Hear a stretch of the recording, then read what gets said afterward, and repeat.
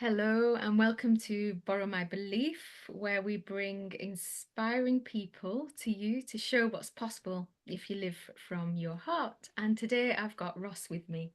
Ross, I'm really pleased to have you here. We've already had some discussions that I wish I'd have recorded, so I can't wait to see what comes out of this Yeah, podcast. we're Can already in flow. We're already in flow. I'm like, I wish people had heard that. So just as a starter, how about you describe who you are, a little bit of your background and what you're up to, and then we can go from there. Yeah, it's quite a deep question to start with, and people just underestimate how deep it is because some people will just start listing off their name, their job, their age, and the boring stuff that you kind of associate with your identity. So where I am in my life right now, I'm currently in the south of France. I've been living more and more intuitively, having left a couple of months ago my old corporate job, if you like, in the civil service. Good pension, good title, wage that I'd built up for so many years. And over the last couple of years, I've just become more and more truthful with myself, where I'm, what I stand for, my values, where I want to be, and almost just like playing chicken with the universe or the world, and actually saying, okay, how far can I push this? What do I really want to get? And almost like not being dictated by my circumstances and what's going on around about me. I'm getting more intuitive with myself. And over this last month, for example, I had no intention of going traveling, really. I've came to the south of France because I gave up my job on a whim, and it literally was on a whim. I literally had at one point came back from holiday, put loads of stuff in a bag, went away up north in Scotland for a weekend, ended up going skinny dipping in Loch Ness, climbed Ben Nevis, and then said to my work, "Oh, by the way, I won't be into work today. I'm actually giving up my job and about to climb Ben Nevis." And it's kind of just been a bit of a journey, which a lot of people can't understand and think this guy is aloof. And I even look over my shoulder sometimes saying, "Do you know what you're doing here?" So it's quite funny. And I found myself in a lot of mentorships and really just tapping into that which I'm passionate about, which is really living life on my terms, getting true to what I want, treating it as a bit of a game, but really coming from a place of wanting to understand myself more, wanting to help others really get clear on what they want out of life and bridge that gap. And I can only do that by being true to myself and rather than talk about it, do it. Be that example. So I'm literally here today. I on a couple of days ago I booked to go to Dubai, which I'm going on Monday. Never been one of those people that have actually seen the hype of Dubai. But an opportunity has been presenting itself, and this is the way it's happening. When you get truthful to who you are and you actually start changing your perception of the world, you actually see more and more opportunities for you to grab hold of. So for me, yeah, massive changes in my life. I could just talk about them in all different areas, but maybe that gives you a little bit of a flavour to start us off. Look at that. So I've taken lots of notes, and we've got what, 1, 2, 3, 4, 5, 6, 7, 8, 9, 10, 11 areas to unpick here, Ross. Okay. That was gold, absolute gold. And you said that normally would people would introduce themselves, "Hi, I'm Ross, and this is what I do. This is my job." But Mm, I mean, it goes just in your statement there shows me what you've been doing on the internal work plane. We mm, are so much more. In fact, we are what we decide to be at the end of the day, aren't we? mm. So, looking through this list, where do we start? I've put a little star near one thing to start. So this is something that I really resonate because I did the same thing twice. Mhm, Gave up my job on a whim, and you said it was kind of funny. So I did exactly the same thing this year. I'd done it back in 2021 as well. And I'm sure there's lots of people that are thinking, oh God, I don't want to be in a I've got a client at the moment. One of my mhm, clients doesn't want to be in her job. mhm. And I don't know what you think about this, but what I've been explaining is sometimes the job grows out of you rather than you grow out of the job, and either becomes obvious or everything happens to exit you out of that job anyway. Yeah. Yeah, I'd be interested to hear your thoughts on that. very What I would aspect. say that's really quite important to note is that I'm very grateful for that job that I had because at one point in time that was something I really wanted, or what I thought I wanted anyway. And I never thought that was achievable. And so this is quite important. We do forget that. We achieve quite a lot of things all the time, but then that just becomes our new norm. And then we almost like take it for granted. And so for me, I was coasting for quite a long period of time. And I knew that. When we say we gave up our job on a whim, it's not a case that that's the first time you'd thought about it. Obviously, it had been there, and you'd probably just given it more and more attention. And what a lot of people do is they wait till a breaking point, and this can apply to any area of life before they make a change. And ideally, what I'm all about now is actually getting that clarity up front and center, so you don't really need to wait till that point. But for me, yeah, I was working and I had chased this idea of a job and a title and a paycheck because I thought, okay, that's the ladder. That's what everybody else is doing. So I'll get to that stage and then I'll be happy. And it's kind of worked that way in my career at different points. I got to the stage and kind of the feeling was there that yes, I'm almost made it. And then it dies off a little bit. And then you think, oh, well, maybe the next grade, that'll make me feel a bit happier, more fulfilled. And the reason that you don't really have that that feeling of overall contentment is because you're not truly aligned with that which you're doing. There might be elements of the job and wee flares where you think, oh, it's a good day, it's a bad day. But sometimes you need to question, what are you trading your life for? Mm, And we all are trading our time for something. This is not the dress rehearsal, by the way. This is your yeah. life, effectively. So you're giving it to something. So you need to kind of, and a lot of us don't take that time. We're scared to even ask that question of ourselves because it seems like such a big thing. What do you want to do? And the truth of the matter is, even when you actually get clear on what you want and you go for it and you achieve it, there's always more. And there's Yeah. always something else. You do not need to settle for one thing for and that defines you for the rest of your life because you are always for further growth and expansion. That's just part of human nature. And you might seem strategies to the left of you and strategies to the right, and then okay, get rich doing this scheme. Oh, I think I might have an interest on that. But do you really? Do you get involved in something and then you think the momentum's there and then you maybe get a little bit of success or you don't even make any traction because the desire's not there? And this is where it's important to go back to grassroots and actually say, what do I enjoy? And I say this to people all the time. And I bet you, and there's people in my life that have been saying, oh, I really don't know what I want to do. And they've been saying this year after year. And I'm like, have you even once in these years sat down for 5 minutes with a piece of paper and a pen and even dared to ask yourself that question? No, you've not. So Yeah. how can you possibly expect to know what you want to do if you don't even give that any of your attention, any of your energy? Questions lead to answers. And if you don't pose the question to yourself, you're never going to find out the answer. And here's an also little piece of nugget that I'll share. One of the main things I've understood or come to accept now is that your dream job or whatever is not just going to land on your lap and you say, that's what I've been expecting. Now I've found it. Our purpose in life is not to actually discover, it's actually to create. Mm, So when you've got the facility, you've got the mental faculties to actually create anything that you want. You've got a mind that you can channel towards turning anything into physical form. You just need to get clear on what you want and what that is. oh my gosh, there's so much gold in there. So much gold, so much gold. I knew this was going to be a really great discussion. Going back to giving up the job on the whim, and I was listening to you there. Hmm. Yes, the truth is, I didn't give up my job on a whim. I and yes, I worked in the dental industry for 30 years, and I really wanted to be in the dental industry, and I really wanted to do the job, and I really did well in there, and it became really noticeable for me that that wasn't, although I loved the dental industry, what I was actually doing wasn't in alignment with me anymore. Hmm. And once I learned how to be present, once I learned various different techniques that I learned over time, and I did lots of self-development, it started to become really obvious to me that it was time to move on. And then I went Mhm. through that period of chaos and scared, and you know what's really interesting? Once I did it,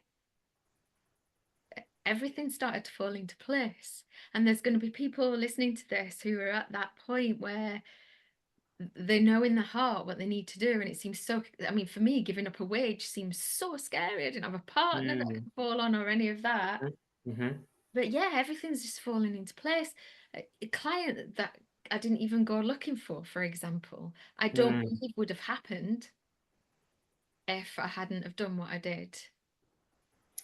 And that's so key. It's all, and I've again, another kind of lesson that I've started to really appreciate lately is that so many of us seem to think we need to have the how all mapped out before we can actually even go for that which we want. And it never works that way. You're No. never going to know the how, because all that is inertia. It's just preventing you to actually taking action. The decision always needs to come first, and you Mhm. need to build up that burning desire. And it's the same as if you are thinking about going on a trip and you think, "Oh, I don't have the time off, or I don't have the money for that." You don't need the time off. You don't need the money because you've not even decided whether or not you want to go on the trip yet. You know, the decision needs to happen first. You lean into the discomfort and all those reasons that are keeping you where you are and wanting to know the how and the why, or sorry, the how it's going to happen. It's just because it's unknown, it's uncomfortable, and ultimately it's the edge of your comfort zone. And in order to get and expand into something else, you're going to have to push beyond those barriers and lean into that uncertainty and ambiguity. But we should just address it. What is the worst case scenario? Because I didn't even know how I was going to pay my bills for my house. I didn't even know how I was going to where I was going to stay or anything like that. But I thought decisions made. Okay, the how comes thereafter, and it's almost like you surrender to it, but you almost build up a faith, a belief that it's going to be okay. The earth is not going to open up and swallow you. You know, I think that's where we always seem to take ourselves to the darkest of places, and it's not going to happen. And I'm not going to say it's going to be easy. I don't want to give that fallacy and say, "Oh, it's all just going to flow to you." But ultimately, it's that whole idea of fear versus faith. Both are blind, both are in the future, both are unknown, but you have the choice over which one you're going to lean into.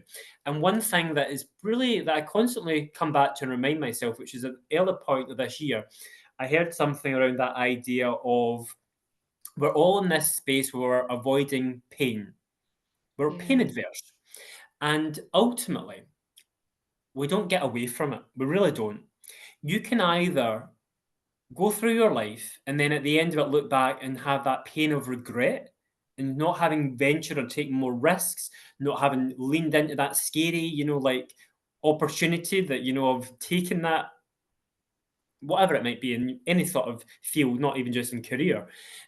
Or you can actually lean into that fear of the unknown, that fear of uncertainty, or sorry, the pain that comes from almost like that uncertainty and things that are there, which it just doesn't. Either way, you're going to actually experience pain, the fear, but at least you're going to take a gamble. And you're going to go for something that's probably going to turn out a lot better and make you grow as an individual as a result, and possibly learn a lot. And it's just lessons along the way. We're always just course correcting. And leaning into more of what seems right because you do have that within you. You just need to make space to listen and follow through with your intuition.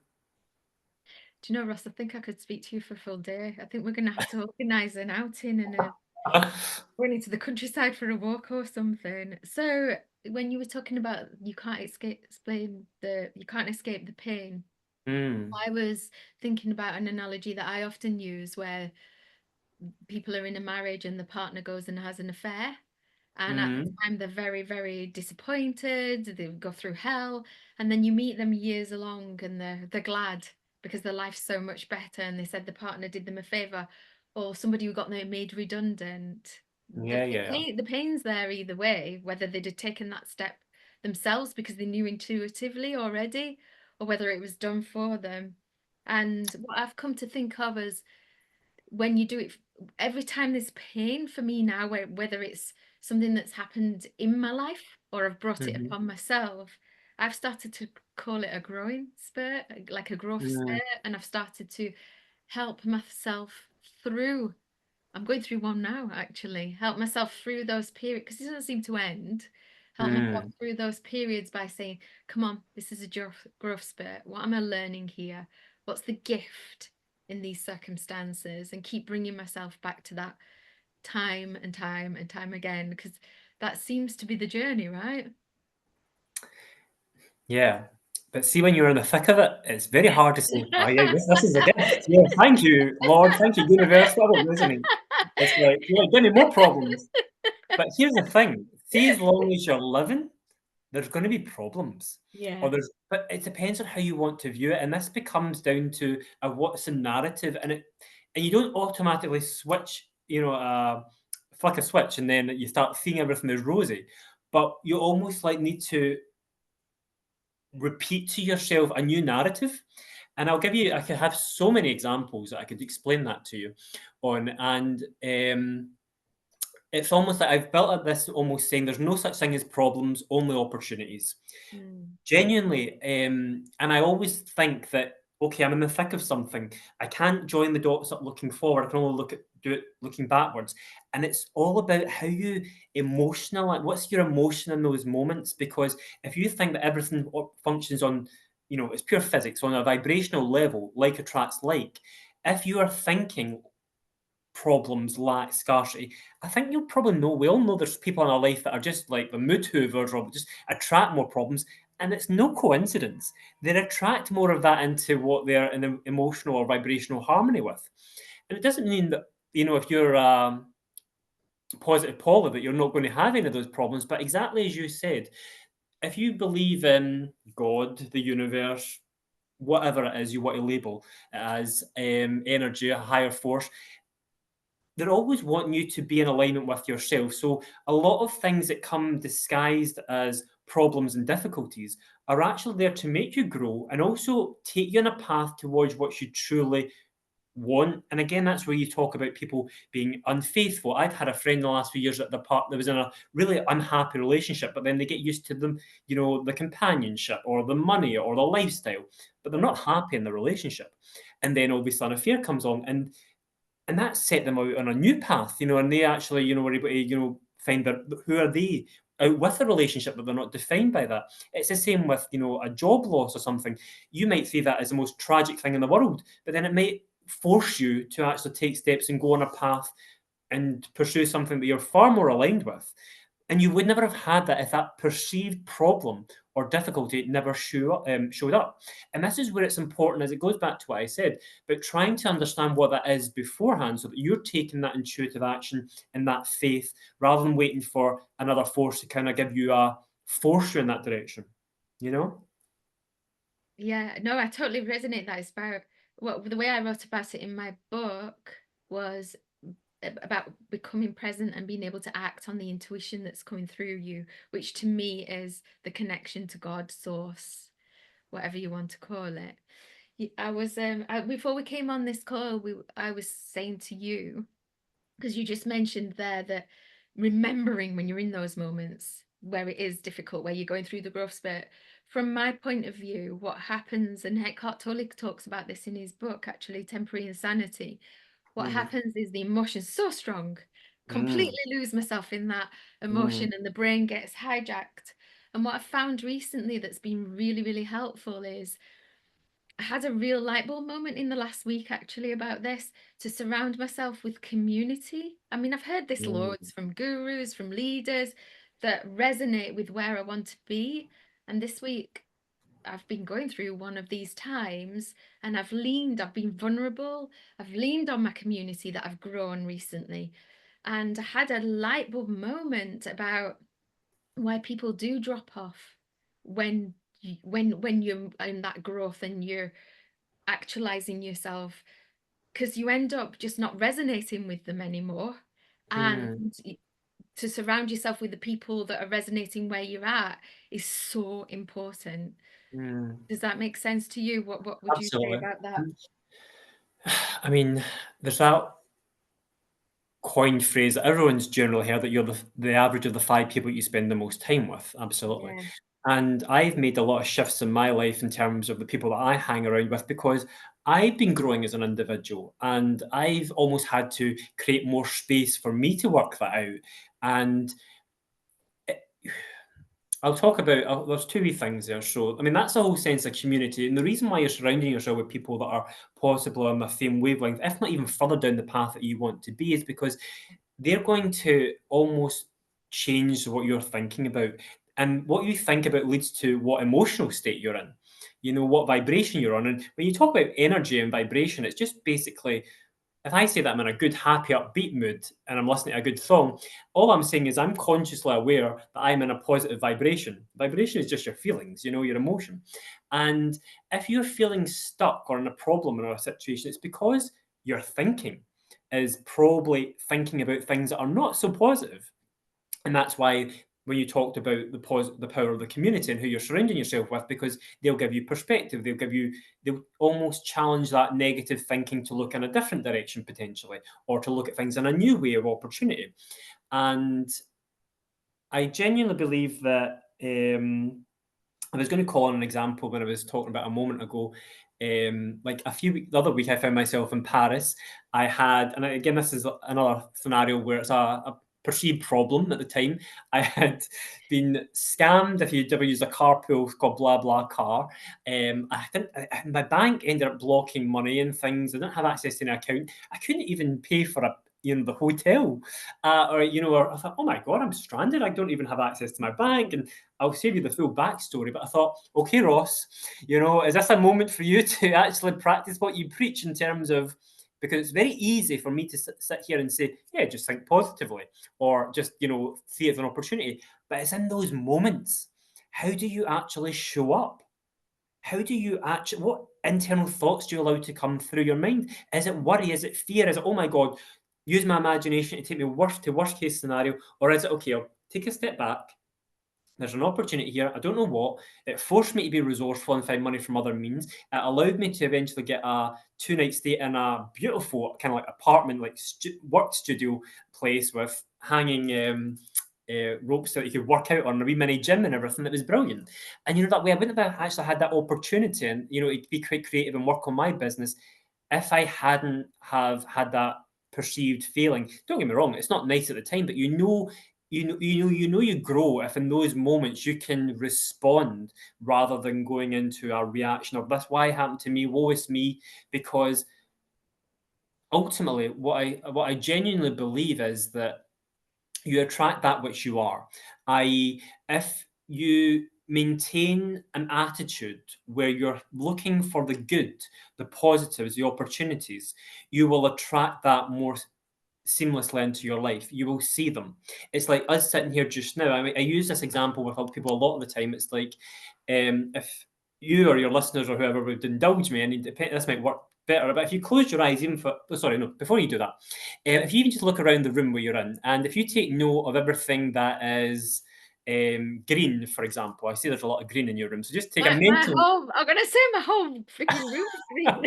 so just take a wee mental note of everything that's green in that room. Okay, yeah.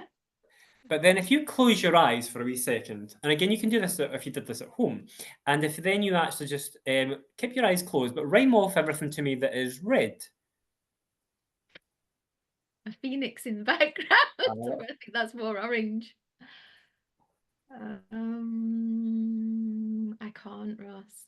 Do I need, can I open my eyes? Have a look. Probably not the best example because I can't see your room either, but I you'll probably see lots actually, of things to say. I'll show you something that's red. There's not much red in my room. This is a little thing that one of my children made when they were little. That's still, I don't have a home at the moment, but it still comes with me. Oh, lovely, lovely. So One yeah, thing, I bet you if you started giving a bit more attention, you'll probably find in wee small things there will yes, be, yeah, other parts in your room that are red that you wouldn't have really noticed, but they've always been there. They were yes, always there, but yes, your attention wasn't on them. And it's yes, the same with our thoughts and things. Everything that we want is already here. We're just not at that level of awareness. We're not actually looking for it. We're not giving it any thought or any attention. So we can't possibly expect for it to show up or us to be able to be in alignment because we're not looking for it. And this is where it goes back to if you think about your problems or if you think about difficulties, then that's the energy in which you're caught up in. So you're obviously not going to be on the same vibration of where the solution is. You're not going to be on the same vibration as to what it is that you want. So the trick is you need to start going there. Even and living beyond your five senses as you experience them just now. Because this is the hack. If you become what you think about, and where your attention goes, your energy flows. So effectively, you want to actually start thinking, what do I want to create? What's the feeling and emotion there? What does that look like? Get very vivid about there. Take yourself there, and then you're spending more time in your end state rather than being absorbed and caught up in what is currently your current reality. Yeah. And what you'll start to do is that that gap will start to bridge even more, and you'll attract to yourself the people, the ideas that is in tune with your most predominant thoughts. So that's Right. key. And that's the whole idea of surrounding yourself with people and that community that are really feeding those ideas, that are really harnessing that of where you want to be. And then you start changing your inner state, which is the primary cause of the results. It's not about doing more. It's not about a lot of us fall into that trap by we don't like the results that we've got, so we think we need to change our behavior and do more, but it's about being more. You need to go and actually treat the primary cause, which is your thinking. That was just oh, I actually am going to go back and listen to this podcast myself. This is so, so I can much go off in tangents, galore. So yeah, but it's all that's flow. what this is all about. So you were talking there, and I was reminded of back in 2020 for me, 2020, Mm, 2021. I I left a 25-year relationship. We've been married mm, for 21 years, a home that I'd been in for 10 years, a really secure lifestyle. And I decided to go in the pandemic around Wales, at the coast of Wales, in Airbnbs. mhm, And I really did do things a bit different. And then consequently, that led to me leaving a 15-year job that I'd been in as well. And I went mm, off on a whole adventure. And during that time, quote unquote, I got made homeless 3 times. mm, So there was an announcement that was made in the UK, and I was about to move to a new place because I was going one Airbnb to another, and I got a phone call to say you can come, but you can't be here after Wednesday. And the reason you can't be here is because of this announcement, and we can only put up key workers. And I found mm, myself, that was the first time it happened. And I found myself without a home, and I went into a blind panic. My daughter didn't mhm, react to it very well. We just happened mhm, to be together. She went to the toilet, and I just went, well, you know what? I'll just go and pack the car then, because I was moving from one place to the next. And I didn't know what to do. And on the way to the left, and it was, I just, I can only see that I was being looked after, that the following circumstances happened, and the timing and the precision. And I've now got so many of these stories. It's not just this one. As I got to the lift opened, two people were stood in it, the cleaning products there, and I said, "Are you the cleaner?" And one of the guys said no, and I said, "Oh," and I was just in a panic. I don't know where I'm going to live. And he turned out he managed several places, and he put me up as a key worker. So mm, that was the first time. And then two extra times, not exactly the same circumstances, but similar things happened. The second time I panicked. The third time, it was actually me and a friend that particular time that were having to move out of a place totally last minute. We were living across mhm, the corridor from one another, and they were going into a flap that time. And I'm thinking, well, this has happened twice before, this is going to be fine. And I just looked at my friend and I said, just be present. This is going to work out. And that my friend had had this dream of looking over the sea, and we were actually living in a place that was to the side of the sea. And if we went to the window, we kind of peeked round, we could see the sea. And out of that circumstance, we ended up living in the same place on the sea with a magnificent view out over the sea. So like you said, you're never gonna know how. You're never gonna. You get. I think what happens is I've got more comfortable. I still mm, flail. I still flap.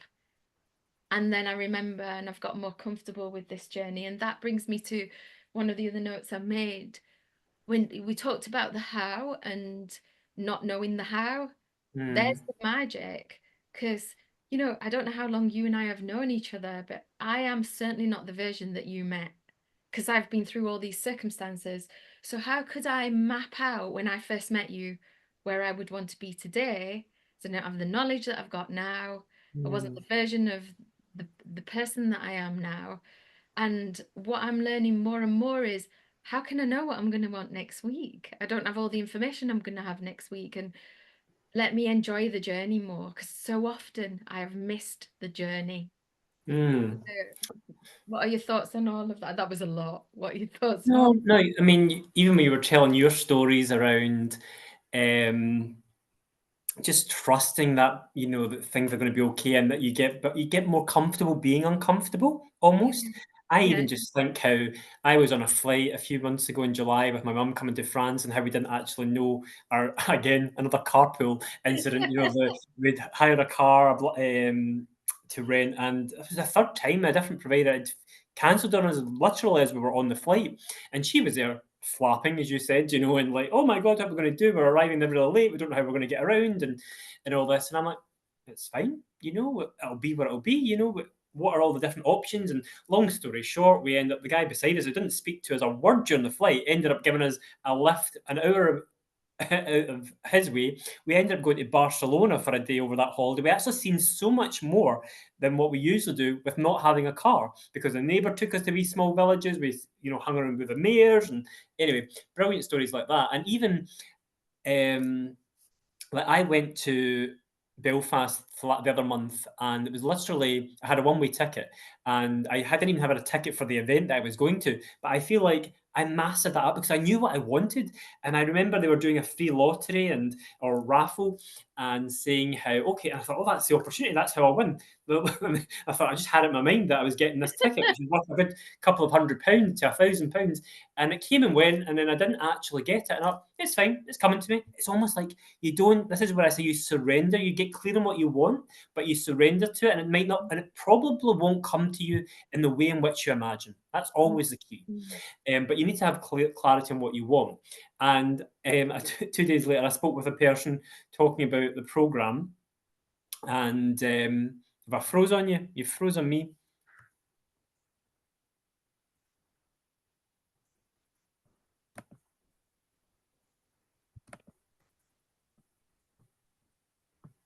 Oh, you're back. Oh, We we're got you back. back. We're back. She was. You're I was just. back. It was like a dun dun dun. What's No, the end no, of the no. story? So we got to you need to have clarity. I think it's Yeah. my So internet actually. I You need went to have to clarity the on what you want. I went to Belfast for that event, but I actually got the ticket beforehand because the person that I spoke to a few days, a week or so prior, had actually gave me a ticket for free because I said to them, I was really wanting that and I didn't get it. And that, you're signing up for this mentorship, we're going to give you one anyway. And I thought, thank Wow. you. I was expecting that. And you almost like build up this degree of Yeah. expectancy. And that's the key. It's Yeah. knowing what you want and almost assuming that it's coming to you. You need to almost have that belief, which is sometimes hard for us to kind of get over.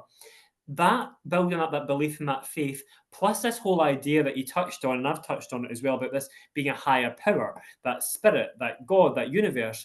And I wasn't until probably the beginning of this year someone that even considered that I had a spiritual Yeah. element to me. I always thought, although that's religion, that's not for me. I don't really resonate with that.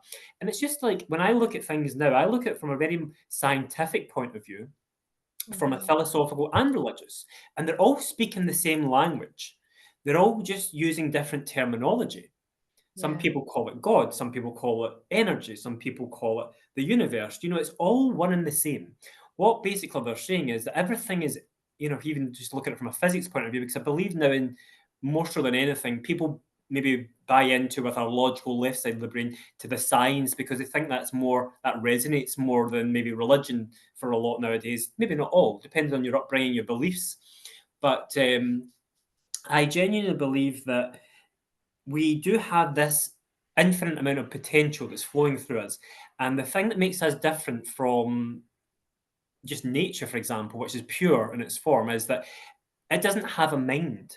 It doesn't have the faculties, the mental faculties that we've got of the will, the desire, the imagination. And so my mentor and others always use that example of an acorn. An acorn, all you can do is when you plant it in the ground, it has no imagination. It can only become an acorn. It can't, Mm, sorry, an oak tree rather. It mm, can't decide to become a palm tree or a rose bush and things. It just can't. It's only got that DNA imprinted within it. We, however, have the same functionality in that we've got an energy force within us. But there's the same principles of manifestation, if you want to call it. There's a law to it that we've got the mental faculties to become whatever we want and choose where we want to channel that energy. And there is a process to it that a lot of people aren't aware of.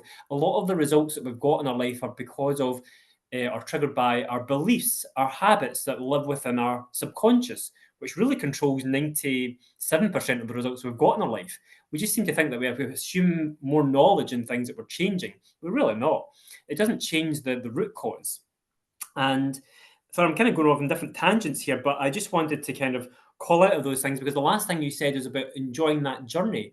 And yes, the journey is there to enjoy, but it's like me giving you a map and they, but you or but you not knowing where you're heading, you could just say, I'm just heading west, but that'll just never end. You'll just keep on going and going and going. And they say, where are you going? I'm like, I don't know, I'm going west.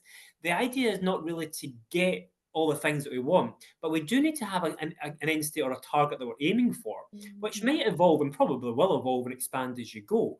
And the journey itself will weave. And this is where it's that balance between being really grateful for today, enjoying today, leaning into the now, and being grateful for that. But there should always be a small element of never being 100% satisfied I don't think we because can. I don't think we can as human beings. I think it's inbuilt in us. we're made for more growth and more creation because ultimately life, if you just think about it, is like playing a computer game. There's just new levels with new demons and then ultimately new comfort zones, and it just never ends. It just never ends. That's what you meant because I took a note. I've got three more things here to talk about. I took a note in the beginning of those 11 things that you talked about. I took a note of you mentioned creation, that you'd came to the Mm, conclusion that it's about creation. mhm. And that's essentially what you've just said there. That Yeah, effectively, the difference between us and, that whole nature is that it can only turn into it goes through its cycles, as do we. There's highs and lows, and I think we talked about that earlier on, before we even started recording, is the peaks and yeah, troughs of life, and how yeah, everything has an incubation period as well, and how ultimately we just need to flow with it. yeah. But it's not a case of, your dream partner's going to drop in your lap and say, that's what I wanted. When you didn't really have any clear intention or ideas to what it was, or the dream job is going to drop on your lap because you've never really been asked yourself what that looks like. So it's not going to come and such, find you. You've got the ability to actually, okay, blank piece of paper here, magic wand stuff. What do I want my life to look like? What am I aiming for? And guess what? See, when you get all that, or even here's a better thing, if you get in the state where you take yourself there vibrational every day, you get vivid, you get into the emotion, and it is the emotion, because that's the frequency in which you're going to attract what you want. Then you're almost really living it, even without actually physically seeing it. And then when it happens, it's almost just like a degree of expectancy. Yeah, this is it, because then ultimately you move on to new heights. And this is where I said, as human beings, it's part of our DNA. We're just for further growth and expansion in all areas. We've got more to give, more to create, more to find out, and the levels never end. They just don't. It's evolution, isn't it? I mean, I've been doing morning practices for years and years and years, and I get into those states where it's as if I've already got it. And it's Yeah. true, you do feel like it. And even though I've been studying manifestation for 33 years now, I've first stumbled across manifestation with a book called Think and Grow Rich, and Hmm. then The Magic of Thinking Big as well when I was 22. And I'm 55 now, and I'm still learning. And recently, I watched a course by a lady called Reagan Hillier. I think that's how you say her name.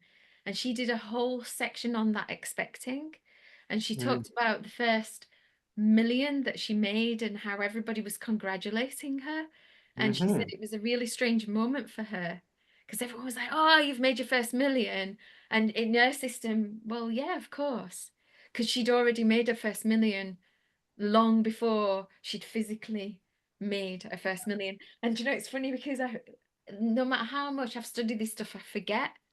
Yeah. And we had that discussion about meat and a ticket, didn't we, before we came on this call. And I was sat listening to you there thinking, all right, okay, that's how my ticket's going to happen. So thank you for that.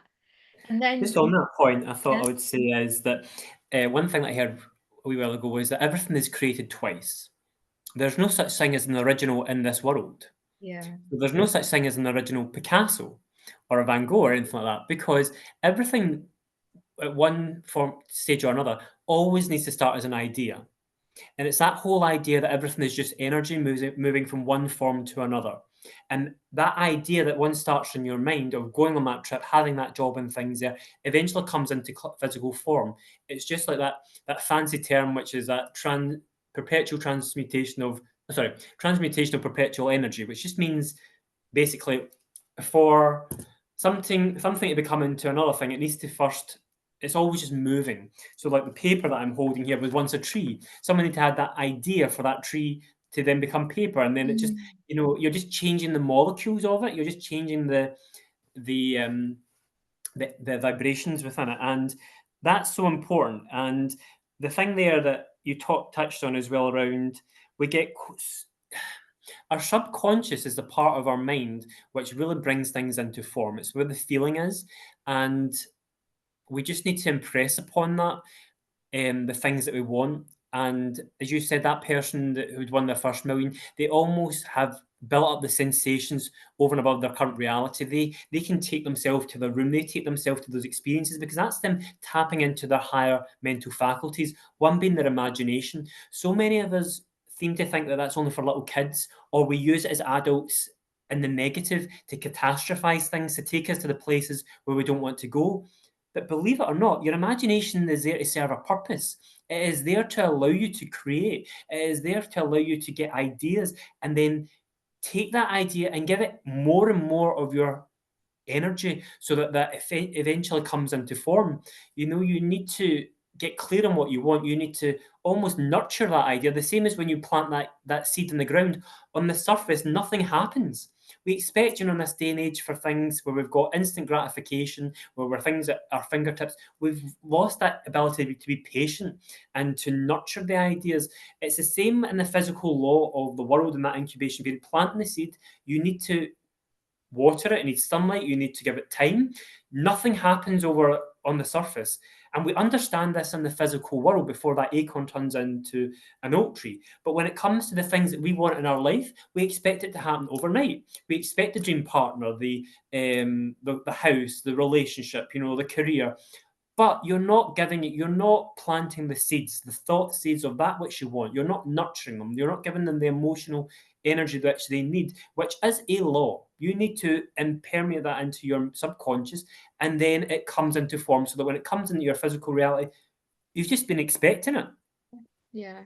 Do you know, I had this realization early on this year. I was doing the Super Genius, Mm, and I understood that fulfillment in life, living in the moment, living in the present, was like being a toddler. That state of mm, being a toddler. And going back to what you said right at the beginning, you said you were on the path more now of living intuitively, being truthful with yourself and your values, living on your terms with what you want. You were treating life as a game, you were understanding yourself and others, you were true to yourself. And instead of talking about things, you were more doing it and you were being truthful and the opportunity and you were saying out of that the opportunities were coming. And what I wrote down with that was that you also talked about a get rich scheme. It's not about that, it's more about, and I wrote down, this is the path of fulfillment. This is abundance that he's living. And you said that you were in a state of, well, what next? mm. Well, if you're not grateful for where you are and what you've got, then you're not going to attract more things into your life to be grateful for. Yeah. And funnily enough, I mean, I was even thinking to my wee niece and nephew the other day when you were talking about that idea of a toddler. They're not thinking about even dinner later on that day. They're not thinking about the problems of what's happening that week. They're just purely engrossed about what's happening there and then. So that whole idea of getting lost in the moment, which is so true. We can all be talking about our goals and aiming for this, but and that's good, and you do need that, but it's that balance between appreciating the here and now and the moments, and honestly, like being present. You know, with the people that you're out for dinner, are you? It's that whole saying that how you do anything is how you do everything. It's who are you showing up and when you wash the dishes? Who are you showing up as when you brush your teeth? Are you being present in that moment? Are you in that? Are you with friends or out for dinner? You're thinking about plans, further down the line. I've had so many people that they would plan an event and come together on that event, but then they're already talking about the next thing. They can't just enjoy being present, or the conversation starts to go towards that which they don't have, and they wonder why they're not getting what they want. It's because they keep on feeding. They're thinking about, they're talking about that which they lack, and they want, and it's like one of those.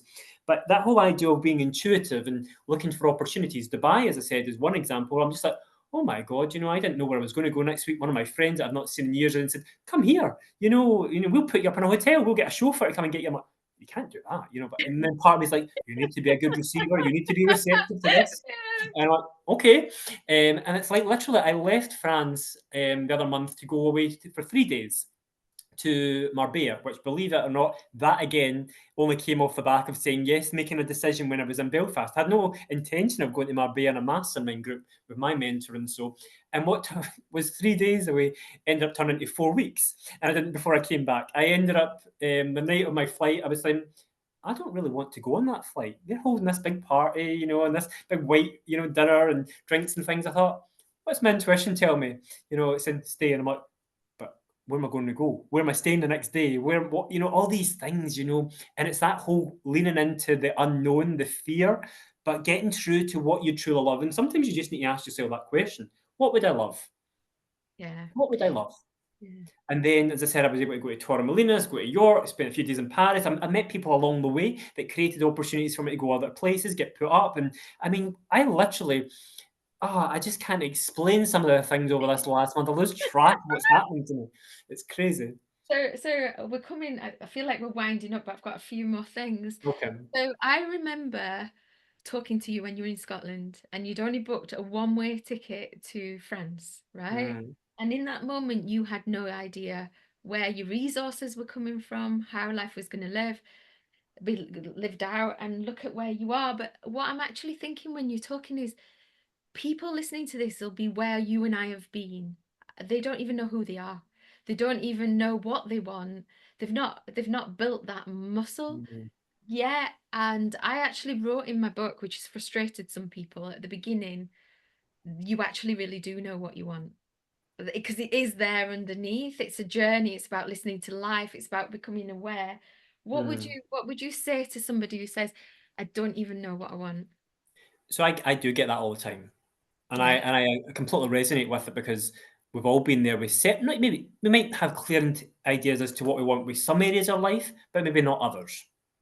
Yeah. And I believe that it stems from, well, one, we're not even giving ourselves permission to even think about it, because if we did, we've almost got that fear of failure, of being let down, because we might have went for something in the past, and oh, have I frozen you again? No, you're not. We've And we done might it. have We've went done for it. something in the past, and we might be looking at those results and say, "Well, I didn't get it, so why would I leave myself open to that hurt?" That, and again, it's that avoidance of pain. Again, leaning into something, or even daring to ask the question. Some people just don't do it. And I was speaking with I was been starting to give it a few free value calls, because I've set up my own community, because really what I'm passionate about is allowing other people to actually just stop consuming all this knowledge and actually start applying it, because it's really futile and useless unless we're actually doing something with this information to shape our life. And we're being dictated by our habits, our belief systems that just really prevent us. And I want people to get clarity on what they want. And I've really mapped out a roadmap, taking all the resources, all the teachings that I've invested in myself. And that journey of self discovery never ends, by the way. It's like I go through life with my L plates on, and I think that's the way it'll always be. And I just posed the questions because a guy that I had met a year ago, even just recently, he was telling me how he got away from the job that he didn't want, but he just again found himself in that trap where he's unfulfilled. And I thought, well, we kind of do get in those situations, because again, although you might have avoided one sort of trap, you've kind of went for something that you still is not truly what you want. And I said, you do know what you want. And I said, okay, um, tell me what you don't want. We love to do that. We can do that so easily. Tell me all those things. And Yeah, that's a good starting point for anyone. If you find this difficult as a question, start with what you don't want. We'll write that down on one piece of paper. And then on the complete opposite, remove yourself emotionally yeah, and just think, okay, what are on that piece of paper? What's the polar opposite? And yeah, so many of us write down the things that we want, which is really, and somewhere along the line, we end up writing the things that we're trying to avoid, opposed to that which we really want. And it's yeah, not about focusing on, what you that I don't want a relationship with someone that doesn't pay me any attention. It's like, okay, that's again what you're avoiding. What do you truly want? And just focus on that. What does that dream picture look like? And it's about daring to dream. And mm, I think a lot of people don't do that is because we don't understand how the mind works. We don't understand how that process of bringing something into form is really a law. We understand certain laws which we can't see, such as the law of gravity, the law of sound, and how we accept certain truths, as like this Earth rotates around the sun and things. We accept all that, even though we've never been to space. We've never really seen the fact that the sun seems to move and we don't seem to move, but we accept these as our truths. But we don't seem to understand that just simply similar to planting that seed in the ground, there's an incubation period, there's a law, there's a rhythm. We seem to think that here's me, here's my life, it's just follow me around. There's good breaks, there's bad breaks. I just live it through my five senses. Where my message is really, we need to understand how our mind works and start living from the inside out. And the way you do that is by getting truthful with yourself, because you don't want to be that person that wakes up with that regret of not having taken more risks without even taking the time to ask yourself what you truly want out of your life. Because that's the thing, we don't really know when that sell by date is up. yeah, yeah, you're so right. So, what I want to ask you now is, I know you've got offerings. I know that you're creating a different life. Would you want to Mm. explain? I'm going to put a link with this podcast to your work. Do you want to explain to the viewers what it is that how you can help and what you offer? So, I mean, there's loads of things that we've not touched on, because I know, like, even from a physical point of view, a lot of us try to change the outside of us. We go through body transformations, but we don't do the inner work, which I've been, and you feel very hollow. You end up trying to chase the love of your life, but then, and you get in relationships or you don't. But because you don't really love yourself, then you still feel unworthy. There's so much in different spaces we've not even covered, or even the tip of the iceberg with all that in my life. And I just know that there's a lot of pain there, which has really forced me to channel it to actually suss out the good, to suss out, okay, I can change certain results in my life and my career or how I look. But if I don't change the thinking, then I'm still dealing with this. I'm still carrying this around. It doesn't matter where I go in the world, I'm still going to be with me.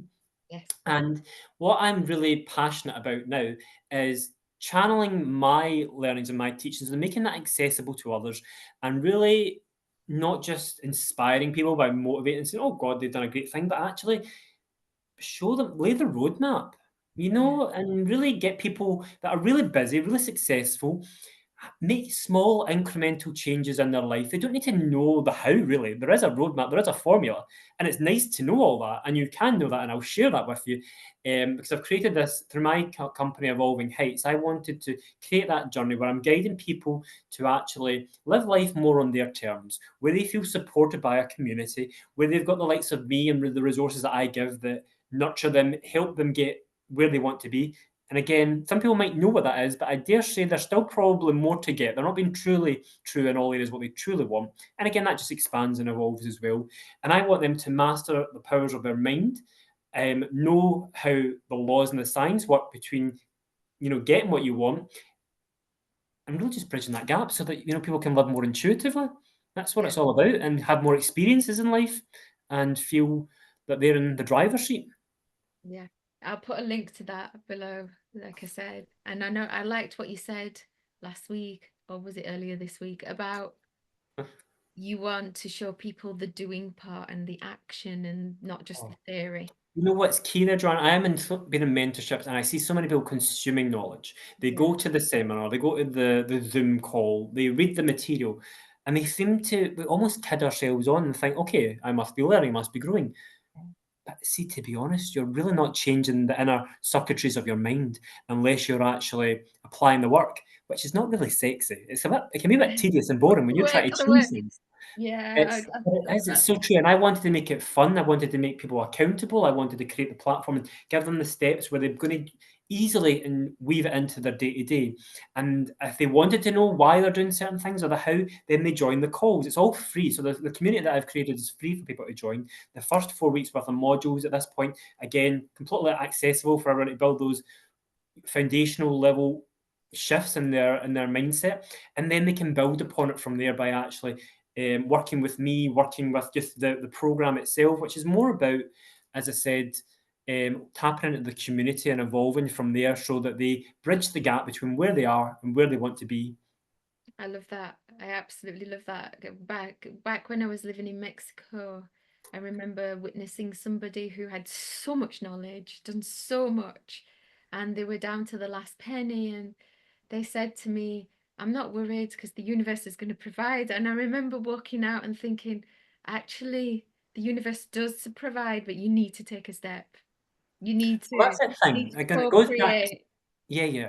People seem to think that manifestation, which is a buzzword out there right just now, that it's all about just sitting back, thinking what you want, and then it comes. It doesn't. Equally, it doesn't just come by taking lots of action, which a lot of other people just say, okay, I'll just get Yeah. busy. It's like almost like a blend, but it's like taking intuitive action. Your thinking, your feeling, and your actions all need to be in alignment. So you could be doing all the right things, but if you're in the wrong state of not feeling it or you're just not it's like for every action there's a counter reaction, which is that on that harmony frequency basis. We understand that, if you're on a certain radio station but you want to connect to another one, you need to change the dial, to get in line with that frequency. It's the same with ourselves. We need to realign our frequency to align with that which we want. So action by itself is not enough. But here's the thing, the only thing you really need to get right is your thinking. Because if you actually change the thinking, which is your own internal blueprint, and you impress upon that, then your vibration almost raises to the level where intuitively you take the action that you need to take. Yeah. Well, it's not really a case of actually because you feel inspired. You've got a drive. You know what you're going towards. You're not doing something. People set goals and aspirations, things that they've only got a bit of a lukewarm feeling about. And this is where the motivation dwindles because they're not going for something which they truly want, or they've not got a clear enough why as to why they're doing something. They might be, going through a certain mechanism to get an end result. We've talked about that in terms of the property game, which I think is amazing. But unless you've got a clear burning desire as to why you're using that vessel and what you want to get as a result, when you hit those hard times, you're not going to be inspired enough to take the action that you need to because you don't have a clear enough burning desire as to what the end state is. So many people go and just get caught up in these ventures. Property might be your thing and you're really passionate about that. Okay, great. But if you're just using that as a tool, then you need to know what the end state of play is that you're aiming for. Otherwise, you're kind of like just going through the motions. Yeah, I agree. I agree. I ask people two questions at the end.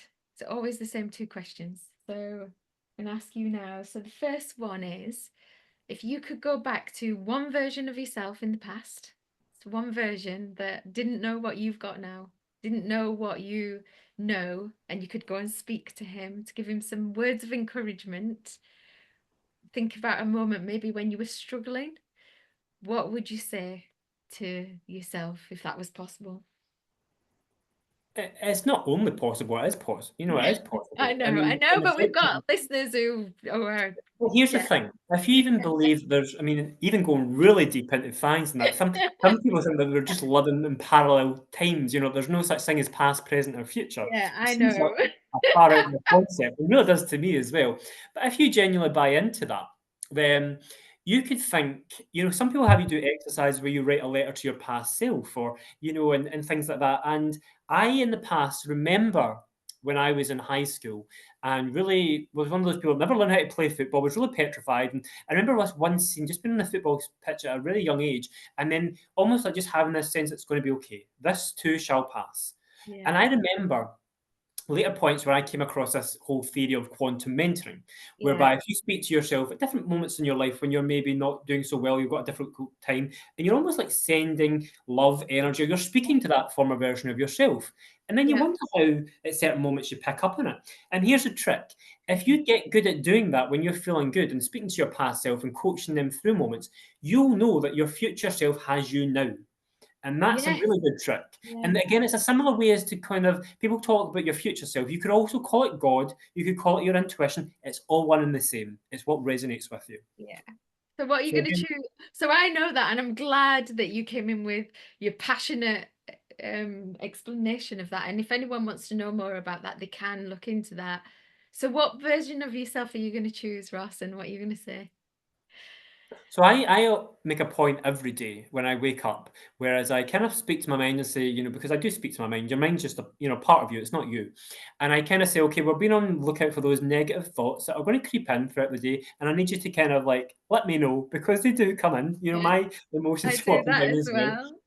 But I kind of like say to myself, just treat it. And I think Ant said this, which I loved the other day when the previous podcast that I listened to with you was, and I do this as well. It's like, you're in your own movie. You're effectively playing a role. You Yeah, need to choose who you want to be. And it's like effectively when you're waking up saying, okay, I'm stepping into my higher self. And again, it's like bridging that gap. Where's the person? What's the things that you want in your life? How is that person? Get clear on how do they operate? What did they think about? What do they feel? What do they do? And again, it's bridging that gap by becoming them now. yeah, And it's not a case of fake it till you make it. no, It's a little bit subtly different from that. You almost like just become it. You operate from that stance just now as to the thinking, feeling, and action. And that's where you kind of tap into more of what you love. That's where you speak from more confidence because you know that what you're aiming for, it's just a waiting game. You've built up that belief because you've told yourself more and more about it. And this is the key. Your subconscious mind doesn't know the difference between what is reality in your five senses and what you experience and what you make up in your imagination. And that just blows some people's minds. They don't understand that. But yeah, play with that, lean into it, yeah, and really tell yourself the narrative you want to believe. So yeah, I'm forever tapping into that higher yeah. self of mine that's got all the things that I want in my life. I even have like literally a drawing that I've got of all the things that I want. I go there mentally every day. I get engaged with the senses, the feeling of the sun, my home, what it's looked like, the partner. I'm already there. Yeah, yeah, you are. Okay. And the last question I ask is if you can pay one little nugget forward to the listeners, just one thing, little piece of nugget that you can say, this is what I would tell you, what would you say? So I think it just encapsulates what we've been talking about today, and that's really that we become what we think about most. Yeah, yeah, And a lot of the things that drift in and out of our consciousness we're not even aware of because some things have been there for if you have a conversation with someone and it niggles you, that can be there for days, weeks, months, years. And you that might just fleet in and out of your consciousness without your awareness, because you have some people say anywhere between 6 to 60,000 thoughts a day. So there's obviously things that are there that are not you're not consciously aware of. And so it's all about making the unconscious conscious. When you yeah, start to do that, then you can actually start to change the narrative. And when you get clear on what you truly want, you can actually start giving that more thought. And then watch subtly is how that will change how you start feeling within yourself. And then that will impact how you show up and the actions and the behaviors that you take. And you cannot help but yeah. change the reality and the results that you've got in your life because you're going to the root cause. So you become what you think about most. So choose wisely. That is such an amazing answer. We've done the same program, John Kehoe's program, right? Mm, And I've been diligently working on that, I think 6 months now. yeah. And whoa, what a difference it's made. That's being aware of the thought, and still 6 months on. 6 months on, I'm still becoming aware of things that I'm saying to myself. Yeah. Oh my goodness, wow, am I saying that? It's Here's interesting. things that I just, my mind goes to really weird and dark places, and Yeah. just these thoughts come in. You could be out having a really pleasant walk, and all of a sudden something really catastrophic. I'm like, Yeah. where does that come from? I've I, got much more of an awareness. well, I've noticed, I mean, I've been noticing this one for a while, but particularly in the last week, because something I'm dealing with is an abandonment wound from when I was Mm, little. I was taken away from my mum as soon as I was born, and then mhm. quite a lot in the months preceding. And I've been noticing my mind saying, I want my mummy. Mm. So, like, as I got older as well, I want my mummy, I want my daddy. And here I am at 55 noticing when certain things happen, this is creeping in. So it's really quite an interesting thing to play with. So Mm. I love the way that I The love your one thing I question would say, about though, that. is that so much of our time sometimes is spent trying to analyze and Mm. understand the triggers and the cause, and I get that that's important to do, but if you try to understand every single thought that you had into your mind, I mean, honest to God, God help you. But I Yeah. mean, you'd also find that, and here's the thing, you're kind of feeding that again. You're kind of Yes. giving more energy and attention to that. And so it's not to suppress, and I'm not saying to deny outer reality or thoughts, but it's almost like get the balance right, strike the scales in favor of the things that you want and the gratitude for what you've got in your life, and the direction in which you're going, rather than try to feed more of, oh, this is a problem, or this is a thing that I've been, worrying or threatening about, because that's what you're channeling more attention to. And where attention goes, as we said, that's where your energy flows to. So, but yeah, John Kehoe and others. I mean, this is where part of where I drew a lot of inspiration in my teachings to really simplify it. I mean, I'm in a mentorship with Bob Proctor's number one protege, Kim Calvert, as well. So, and they are always saying that they're continually evolving into new levels. Even these people are multimillionaires and things, and I just love the fact that you don't necessarily need to be the smartest person in the room. You don't even need. You've got so many incompetent competents out there that are achieving so much in life. They don't know how they're doing it, and I want to just help more people tap into that and raise their level of awareness. Yeah, it's beautiful.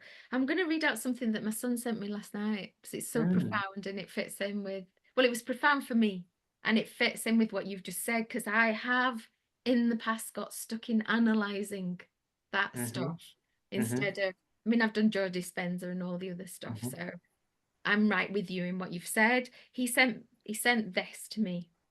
Deal with the feeling that is in the present but comes from the past so you don't have to drag it into your future. I thought that was really, I mean, we've already taught there is no past, present, future, what have you, but I thought that was a really lovely statement coming from my 26-year-old. Yeah. My mum always says that sometimes when she, she'll tap into to me, and I've got friends that say, "What would my inner Ross say?" And I'm like, "Oh God, that's so weird." Because I know myself, I don't pretend to be the finished article. I know I've got a lot to work on, and I have my own struggles, my own internal, my ego, and things that keep me the same. But if you just have this whole idea that what your current results that you have in your life just now are effectively the end state of past thinking Yeah. and your previous thinking. So your future state and your results are going to be as a result of your Yep. present thinking. So Yep. start to channel more of where you're at just now, you're thinking into that which you want, and take yourself there to spaces where you're actually looking at the good versus the bad. Because I guarantee you, even if you're having the most rubbish day or you've had something catastrophic happen to you, and sometimes we get caught in that energy and we think, oh, we deserve to feel that way. We should feel that way. And I get that way too. But if you force yourself to actually even just say, okay, what is the good in this possibility or this situation?